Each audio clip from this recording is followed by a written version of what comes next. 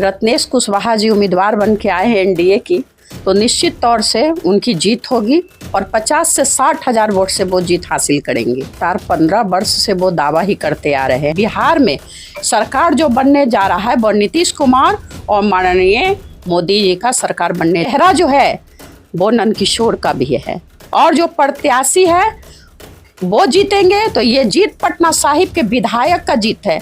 जो पूर्व विधायक, जो मुझे 25 हजार वोट मिला था, वो हमारी महिला खुल के एक बार फिर पटना साहिब को दे। देखिए, घोषणा करना और धरातल पर काम करना ये दो दिशा है। आप बोलते कुछ हो, करते कुछ हो। और जो तेज रफ्तार तेजस्वी सरकार के नारा लग रहा है, ये अब जो है मोदी सरकार, घर घर मोदी छाएंगे। तो एक बिहारी 100 पर भारी, आप शुरू से जान रहे, बिहार का बच्चा है, आमने सामने लड़ेगा।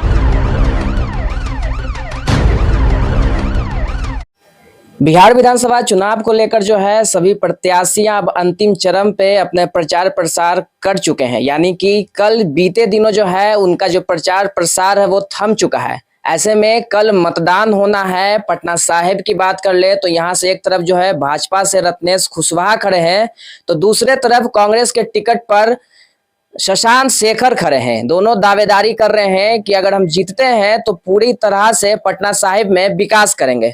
ऐसे में इन सब मुद्दों पर बात करने के लिए हमारे साथ में मौजूद है पटना सिटी की समाज सेवी अंजू सिंह जी, जिनसे बात करते हैं, जानते हैं कि बिहार में इस बार किसकी सरकार बनने वाली है और पटना साहिब क्षेत्र से इस बार कौन विधायक के पद पर दावेदारी करेंगे। जी नमस्कार। यह लोकतंत्र है और लोकतंत्र में सबका अधिकार है। और सबसे बड़ी बात है कि जो कुशवाहा समाज से रत्नेश कुशवाहा जी उम्मीदवार बन के आए हैं एनडीए की, तो निश्चित तौर से उनकी जीत होगी और 50 से 60 हजार वोट से वो जीत हासिल करेंगे। यह मेरा अनुपात। पटना साहिब से तो आप बता दिए, लेकिन बिहार में इस बार किसका सरकार होने वाला है? क्योंकि देखा जा रहा है कि नीतीश कुमार का एक तरफ जहां लहर है, तो दूसरी तरफ जो महागठबंधन से जो है राजद के जो है तेजस्वी यादव, जो कि मुख्यमंत्री का दावा कर रहे हैं, उनके समर्थक भी कर रहे हैं कि इस बार तेजस्वी की सरकार बनेगी। देखिए, लगातार 15 वर्ष से वो दावा ही करते आ रहे हैं।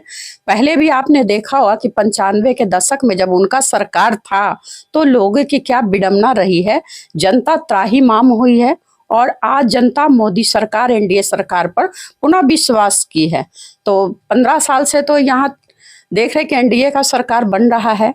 नीतीश कुमार और हमारा भाजपा दोनों मिलकर, दोनों का अलायंस है और दोनों का तालमेल बहुत अच्छा है। रहा जनता का, तो जनता का रुझान ही सर्वोपरि होता है।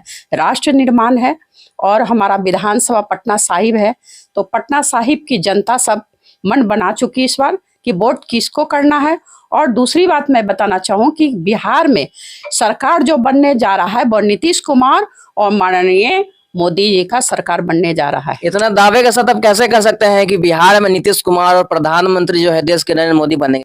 देखिए, जाति समीकरण बहुत मस्ट है और जाति जो है वो रुझान लोगों का भाजपा पे है।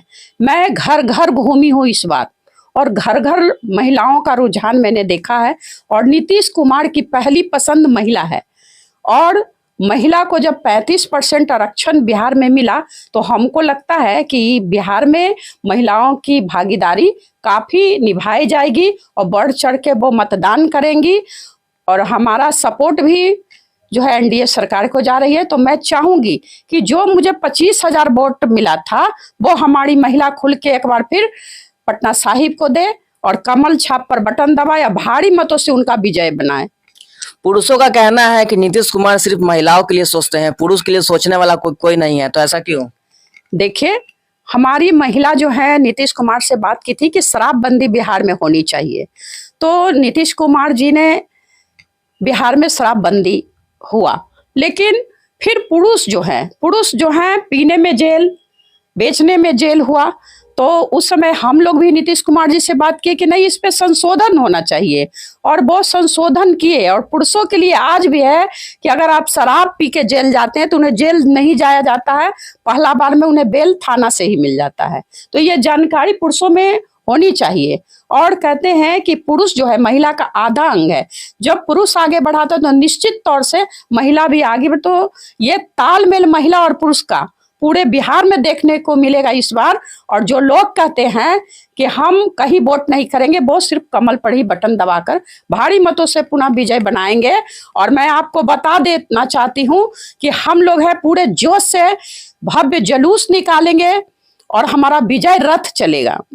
एनडीए सरकार में बहुत से लोग जो युवा हैं वो कह रहे हैं कि बेरोजगार हैं, उनको नीतीश सरकार नौकरी नहीं दी है। और एक तरफ जो है महागठबंधन से जो है राजद के तेजस्वी यादव जो कि घोषणा कर रहे हैं कि उनकी सरकार बनती है तो वो हर घर एक लोग को नौकरी देंगे। क्या कहेंगे इस पर? देखिए, घोषणा करना और धरातल पर काम करना ये दो दिशा है।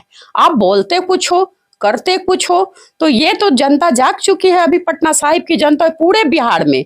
और मैं आपको बता दूं कि सरकार बनाने में हम लोग भी मदद कर रहे हैं, पूरी जनता कर रही है। तो एनडीए की सरकार बनेगी। और जो तेज रफ्तार तेजस्वी सरकार के नारा लग रहा है, ये अब जो है मोदी सरकार, घर घर मोदी छाएंगे। और मोदी सरकार का जो है नेतृत्व हमारा जो है केंद्र कर रहा है। लेकिन बिहार में भी देखते होंगे कि नीतीश कुमार और मोदी सरकार यानी एनडीए दोनों का अलायंस है। और हमारा सरकार जो है जदयू का चेहरा था और फिर रहेगा ही, इस बार भी रहेगा। ऐसा नहीं है कि जदयू का सरकार नहीं रहेगा, बीजेपी की सरकार नहीं रहेगी। पूरे परचम लहरा के इस बार आ रही है। पटना साहिब से आपका विधानसभा पटना साहिब क्षेत्र पड़ता है, तो इससे क्या लगता है? एक तरफ जो है भाजपा से रत्नेश कुशवाहा खड़े हैं जिनको बाहरी कहा जा रहा है, और दूसरी तरफ जो है महागठबंधन से शशांक शेखर है जिसको लेकर समर्थक लोगों का समर्थन ज्यादा दिख रहा है। क्या वजह ऐसा है कि नया चेहरा है उनका समर्थन ज्यादा मिल रहा है? देखिए, मैं फिर बताती हूँ कि जो समीकरण, जातीय समीकरण बिहार में है, उसी के आधार पर कैंडिडेट खड़ा होते हैं।